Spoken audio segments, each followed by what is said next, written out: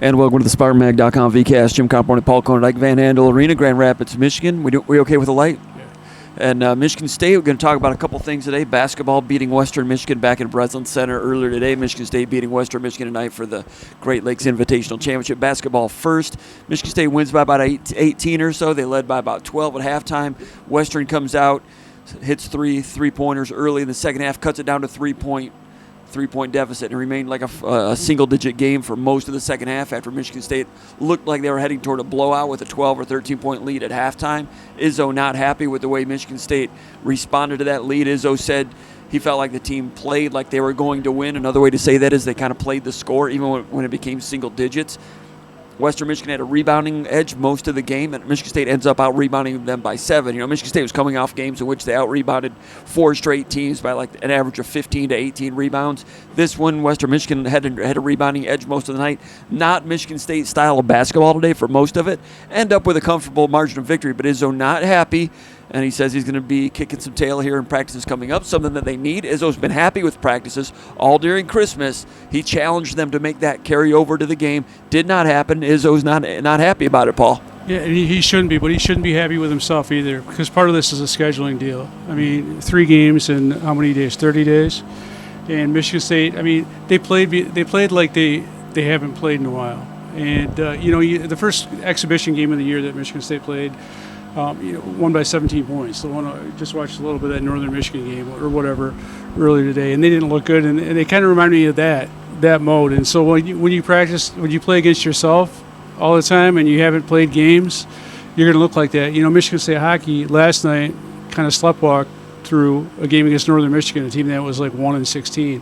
And they didn't look very good against them either, and they played against a good opponent tonight, and they played well. But part of it is getting back into your game type of shape. Rebounding doesn't surprise me given how sick Jackson Kohler was on the sideline. That's the guy that's been your workhorse rebounder, and he was horrible in today's game. And part of that was because of illness, and I was watching the game at home, and I was like, this, why is he even playing? He looks like he has the flu on the sideline. He looks like he's going to get the entire team sick. My germaphobe self going off right there. But, yeah, this wasn't a good showing for Michigan State, but I'm not sure why people thought it was going to be. If you don't play games and you're playing, they played FAU like 2 weeks ago. They played 9.5 days since they played FAU. They played Western Michigan, a team that they expect to blow out. And Western Michigan did a good job with the rebounding. That was the piece that got everything going for them. And I felt like there were some guys in the game that they didn't play within themselves. I thought Jeremy Fears. I thought he flaked out a little bit with that matchup he had with Chauncey Willis.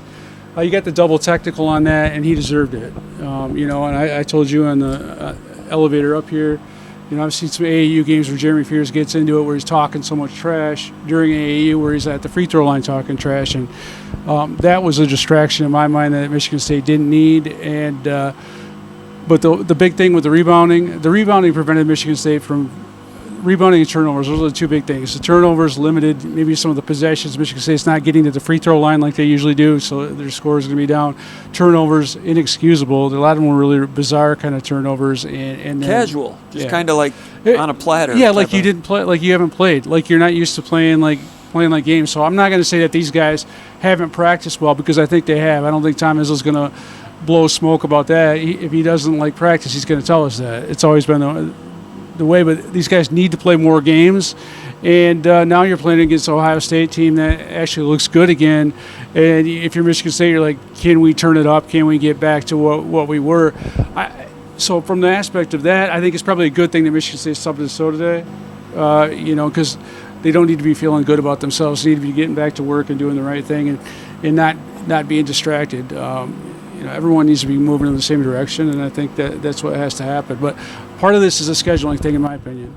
No question, Michigan State scaled back their schedule this year. I don't know if that's been talked about a lot. I don't listen to a lot of the chatter that goes on around there. We just got to have our nose to the grindstone trying to get work done. I don't know what's being written about and spoken out there. But Michigan State, in the whole Tom Izzo era, they've not gone a whole month of December like this without playing a quality Power 5, Power 4 major conference team. They haven't played a major conference team since North Carolina and Maui. They had 3 or 4 respectable mid-major teams, mid-major plus teams. teams in Florida Atlantic, mid-major team, Oakland, Western Michigan. Those were the three, right? And then the two Big Ten games, I guess, well, in early December, the Big Ten games, obviously Nebraska and Minnesota. But in terms of non-conference games, usually they'll shoehorn a tough game in here. I know why they didn't do it. I've not asked Izzo about it specifically, but it's the 20-game Big Ten schedule. Izzo feels that he hasn't said it publicly, but it's Michigan State's been worn out in March a couple times. Secondly, this year the Big Ten schedule includes a trip to California in February. That's new. And the program new for everybody. And Izzo has really taxed his team in recent years with tough schedules, and the Big Ten has created a xylophone effect with some of the schedules, and he's had some teams that he has worn out, he has felt, because of scheduling at certain points of the year. I haven't asked him about it, but I suspect that's the main reason why December has been soft scheduling-wise. And Izzo has even mentioned, we think we're good, but we don't know for sure. The rest of that sentence is because we haven't played anybody in a long time. So now they've had some good practices. Izzo not happy about this performance today, and we'll begin to find out more when it gets back to Big Ten games with Ohio State this weekend. I think you find a happy medium. I'm not worried about the teams that the schedules being tougher. I'm worried about them not playing enough games. So I think you can find it, you can put 2 more non-conference games in there against teams that you're going to beat. They need to get their game legs back because these guys aren't playing a lot of minutes to begin with. There's nobody playing I don't think there's anybody playing over 30 minutes a game. No. So you've got to get, you can't just do it in the practice gym. So if you're not going to schedule a Baylor or something like that, that's fine. I understand that, but put 2 more non-conference games in there. Play 2 more people, something like that, because there's a limit on how many you can play in a given season. And when the Big Ten's making you play 20, I don't know what the NCAA current limit is, but there is a limit that you can play. Right. So maybe that has something to do with it too, but then schedule it somewhere where there's not so much. You can do something to get the schedule up there. So I suspect they could have put another game in there. The Maui games are, what's the word that they have for games that don't count when you play in some of those tournaments? I don't know, but I'll bet they're not at the limit. Go ahead. I'm sorry. Yeah, I'm just saying, I think you can, if you can get some more in there, get some more in there. But it's not, to me, it's not it doesn't have to be a really quality competition. They just need competition, and there's value to that. Either way, another game. So we would know more about his team, and maybe he would have had another chance to kick him in the tail. Hasn't had a chance to do that recently. All these double-digit victories, and Michigan State looking good in the rebounding department. But when you don't play difficult teams, a lot of times you don't find out which screws are loose, and he'd like to get to work on some screws. Well, I think the 2 things with Florida Atlantic, I thought they exposed a few things for Michigan State. I think they did some things inside. And I think they also attacked, Michigan State's defensive rebounders. They did some good things, but we knew going into this one that Western Michigan was going to really hit that glass hard. They've got some big bodies in there, and they played really hard. And I really like the Chauncey Willis kid. I do think he's does some really good things, and they're a different team with him. But I don't know if it's a psychological thing whether Michigan State took them lightly. Maybe not. But I do think the rebounding piece, Jackson Kohler is the centerpiece for Michigan State being a good rebounding team. Point. If he's not in there and he's not 100%, he's not doing anything, I don't know what his rebounding totals were today, but he was sick as a dog. If he's not doing his thing, then that's kind of then who's going to pick up that slack? That's a great point. Now, Michigan State also, Western Michigan did a good job packing it in on defense and, taking away a lot of the screen roll actions and knowing where Michigan State likes to go with the ball. And a lot of times they left the corners open, and they chose to live or die with Michigan State shooting 3-pointers. Michigan State was something like 6 out of 30 from three-point range, under 30%. So Western Michigan rolled the dice on that, and that was the smart play, and Michigan State didn't make them pay with some of those shots. Western Michigan should be no surprise. Dwayne Stevens had a good team defensive concept today, and for them, created some turnovers. Michigan State didn't shoot well, so Western, in some ways, kind of muddied it up and made. I'm not saying they clutched and grabbed, but they at all. But they played smart against Michigan State, and Michigan State ended up struggling. So now Carson Cooper, career high 13 points. They fed him with some alley-oop jams 3 times. One time he was fouled. He hit his free throws. Cohen Carr hit his free throws, hit a 3-pointer. So some guys have some things to feel good about. Akins played well in the first half. Maybe he didn't continue that in the second half, but overall Michigan State's got work to do getting into Ohio State. Ohio State, they beat Valpo by 22, Indiana State by 20, Kentucky by 20 in their last 3 games. Thornton scored 30 when they beat Kentucky by 20. That was right after they lost to Maryland by 24, and they lost to Auburn by 38. They've been wildly up and down. Michigan State going on the road, going to try to get to 3-0 in Big Ten play. We'll get to that later in the week. Anything else about basketball? Yeah, I mean, just Ohio State has had Michigan State's number. I mean, the guys on this Ohio State team that are still there, guys like Bruce Thornton, have played very well against Michigan State. And I'm always leery of those kind of games. All right. Give us a like here in the YouTube channel. Also subscribe to the channel. Go to SpartanMag.com. 50% off coverage of the transfer portal. Go check that out. Hockey night. Monday night in Grand Rapids, Michigan State wins the Great Lakes Invitational for the first time in 15 years. We came over here to check it out. Figured it was a big day for the hockey program as they continue to take incremental steps back towards national prominence, and it is national prominence. They're ranked number 1 in the country for what that's worth, number 2 in the pairwise ratings. Took on a Western Michigan team that was ranked number 4 in the country in the new ratings that came out this week. A top 5 matchup on a neutral site in West Michigan. About 7,000 people here tonight. Michigan State, tight game. It was entertaining. Many of you probably watched it. A kind of a feel-good moment for Michigan State. A lot of people that don't follow college hockey are like, well, what's this about? What does this mean? It's not a conference tournament. It's a mid-season tournament, kind of like a Maui tournament in basketball, but it's in the middle of the year. It used to be in Detroit for 56 years. The last 3 years, it's been here. It's arguably the best holiday mid-season tournament in college hockey. 2 Michigan teams today playing good hockey, a lot of fun. Michigan State wins 3-1. I got a kick out of it, Paul. Did you have a good time? I mean, it is one of the best college hockey tournaments with Michigan State and Western Michigan both in the top 5. And Michigan State is the real deal. We saw what they did last year. One of the things before we're going on the camera here, I was thinking about is we were here 3 years ago when Michigan State played in the GLI, and they ended up losing 2 games. That was Adam Nightingale's first year. That they needed to do well in the GLI to get that pairwise rankings up and have a chance to compete in the postseason, make the NCAA tournament. They didn't do it. This team is so much better. I mean, it's so much more sound, so much more like depth. I mean, but it's good, well-coached, talented depth, and it's just amazing how far the program has come in the last 3 years. And I would say Western Michigan, people that don't follow hockey don't realize maybe sometimes hockey's a weird animal in that you can have schools that are, like a St. Cloud State or Denver that are really dang good at hockey, and maybe they're not as good in football. But Western has been one of the top teams in the state, one of the top teams in the country the last since this coach took over. I mean, they've gone to 3 straight NCAA tournaments. They've played a great hockey conference that has Denver and in North Dakota and St. Cloud in that conference, and they've done very well. They should have beat Michigan State last year in the NCAA tournament. Michigan State really had a couple plays late and were fortunate to win that game. But this was a really cool matchup, and this is a game that these Western guys wanted to win. So for me, looking at this, I was like, okay, how is Michigan State going to handle having the bullseye on their chest? And one of the things I respect about Adam Nightingale is he's just pretty even keel, right? And they go about and do their work, but he has them, in my opinion, ready for big games. And this is another top 5 matchup, but it's nothing different than Michigan State's faced on multiple times this year. They played Boston College, albeit at home, but they played Boston College, a really good Boston College team, super talented. They went up to Minnesota and took, 4 out of 5 points or 5 points out of 6, whatever that was, up at Minnesota against a really, really good Minnesota team. That, to me, was like kind of the litmus test for Michigan State because Minnesota is a tough place to play at. They always have the most talent in the Big Ten.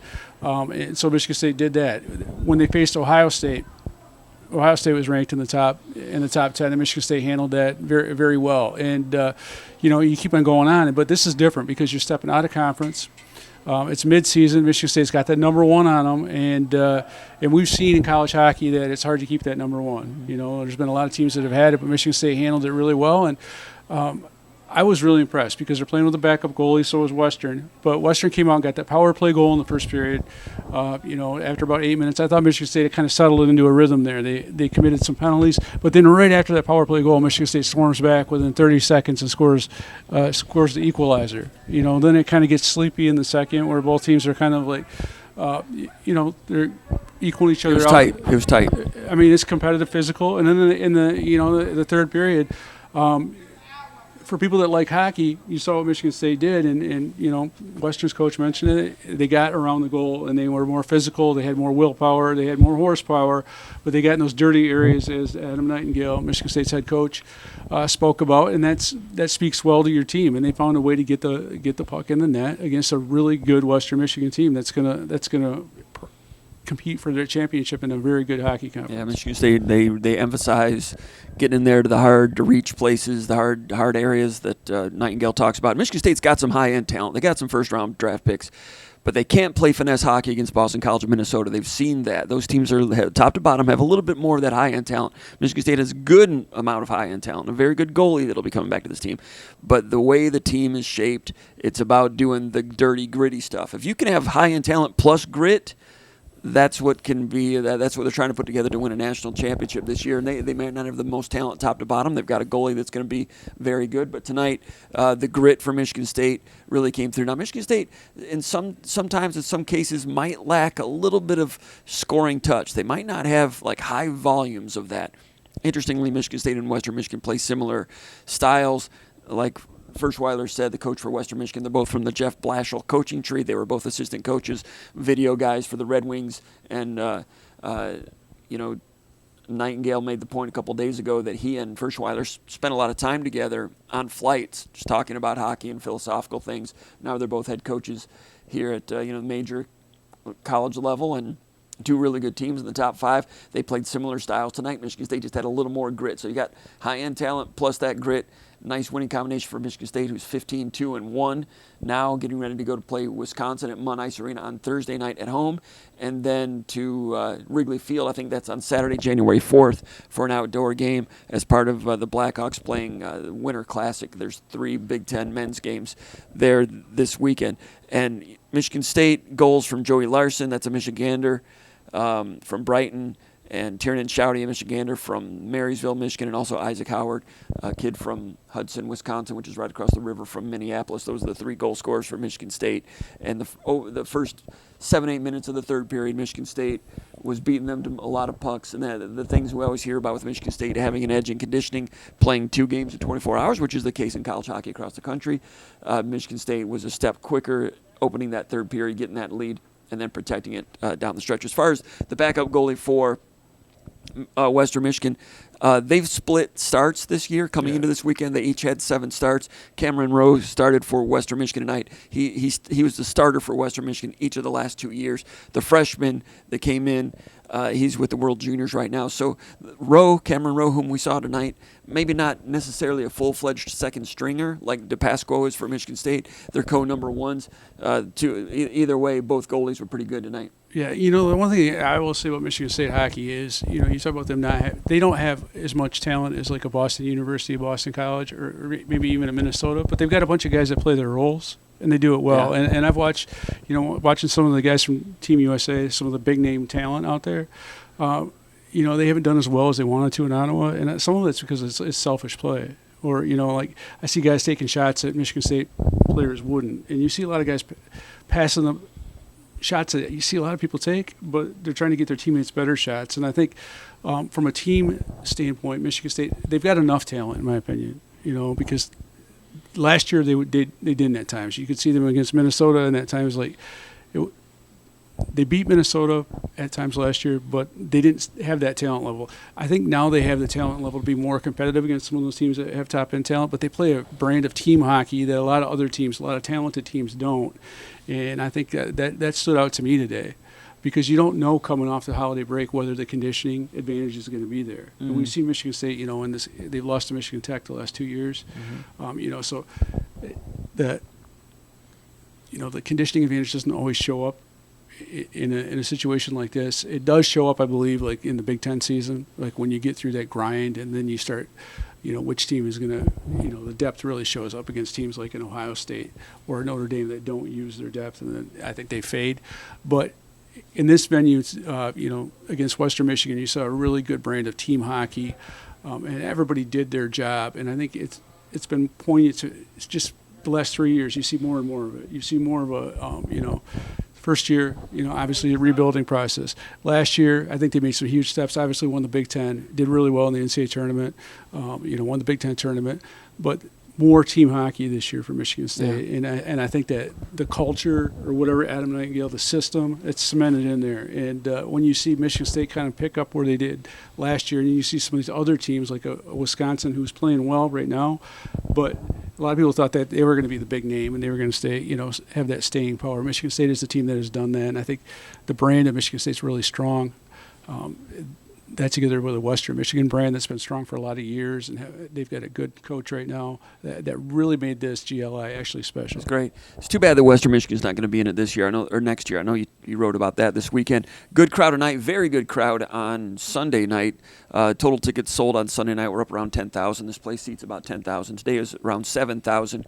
The Michigan Tech people were here for the consolation game. A lot of those guys left. So about half full, maybe 2/3 full for the championship game tonight. It's a Monday night. There's the Detroit Lions are playing on TV.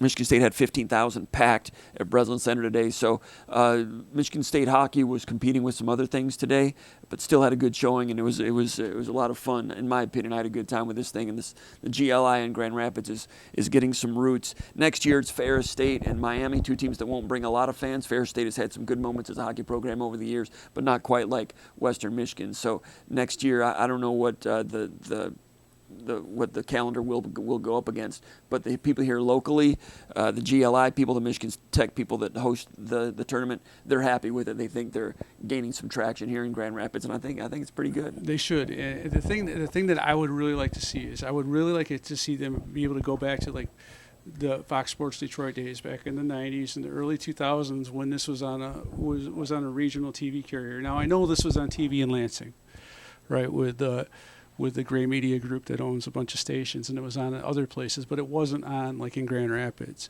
So I really think for this thing to be like it'd be nice to see that, like whether it's a Bally Sports or something like that, like FS1 or something like that. It would be nice for this thing to really take off and become what it used to be on a yearly basis.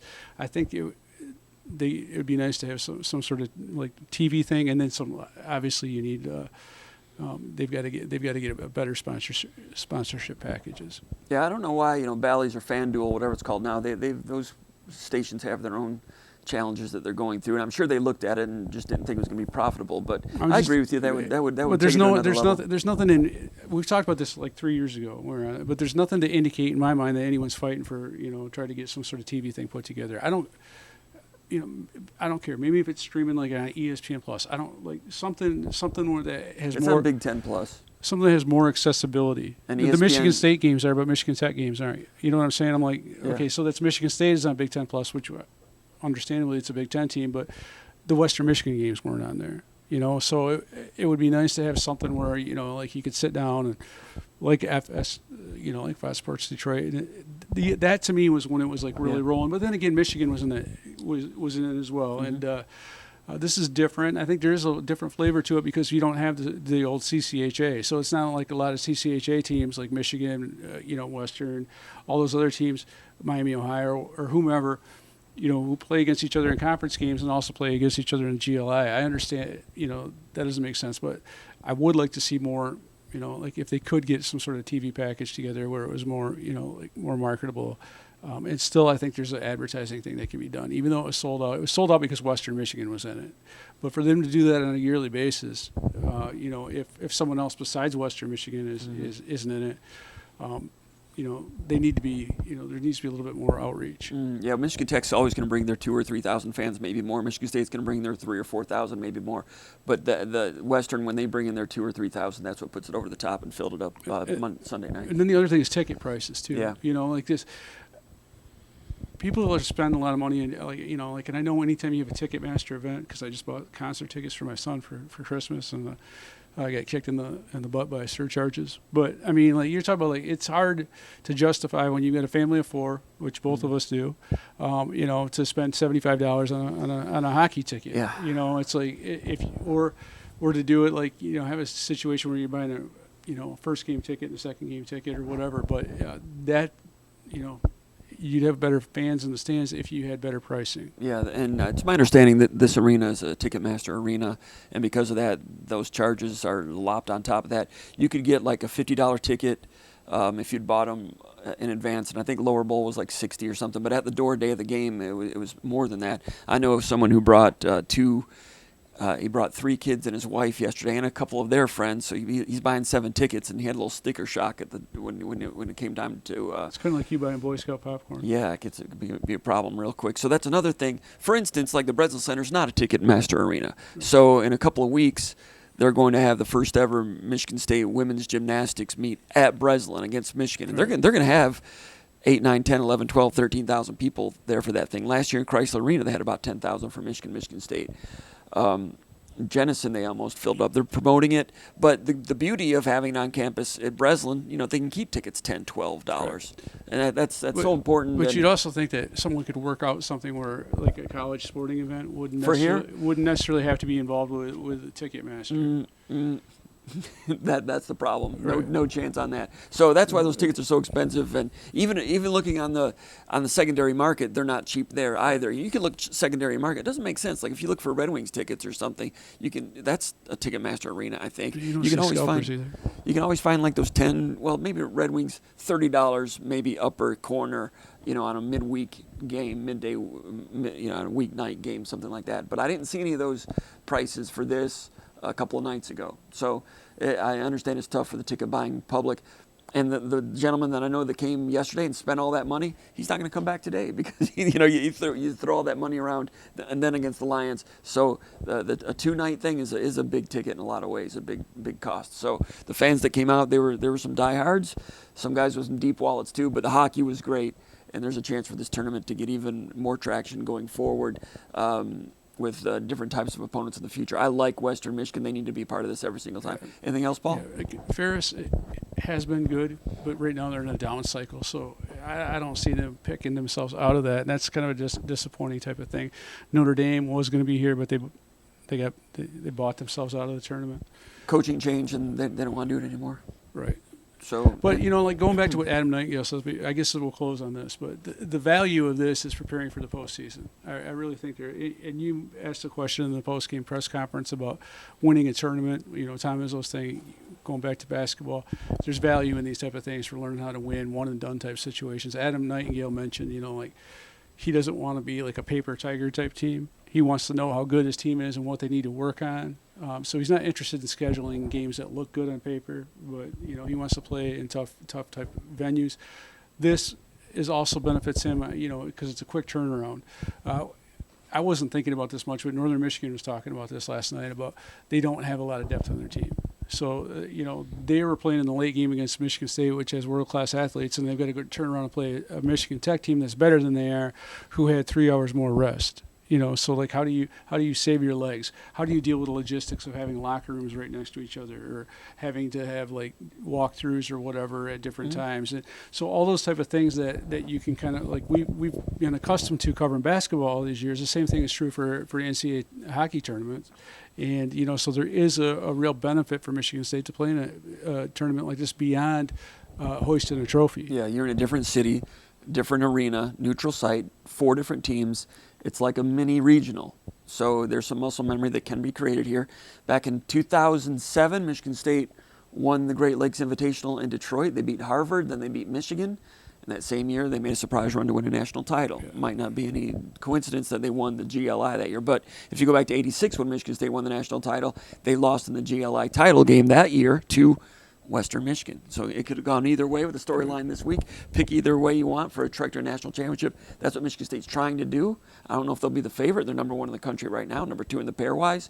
Might not be the most talented team top to bottom, but they're trying to instill that toughness, discipline, grittiness. They showed it tonight to win their first GLI in 15 years. Anything else, Paul? And you look at Western Michigan last year in the NCAA tournament. They were more physical, in my opinion, than Michigan State was. So that's what I expected. I expected them to be more physical than Michigan State. And they gave it to Michigan State for 2 periods. They outshot Michigan State. I think they did a lot of good work. But Michigan State is really, in my opinion, they've gotten better at playing the physical brand of hockey that they need to, that maybe they haven't been great at early in Adam Nightingale's tenure. So they're finding different ways to win, and it's a good thing. And they're beating the teams that they should. They're not taking steps back. The consistency level is very good. Took a step tonight, beat the number 4 team in the country, Leo DePasqua, sophomore from Livonia. Tournament MVP, backup goalie. They'll be getting Trey Augustine back in a couple of weeks. But right now, Michigan State goes home with the McInnes Trophy, 15-2-1, number 1 in the country. And they got it done out here in Grand Rapids. For Paul Konyndyk, my name is Jim Comparoni. I've been watching the VCast with the Spartans in Grand Rapids. And earlier today in East Lansing, we're with the Spartans, covering the Spartans. You've been watching the VCast for SpartanMag.com.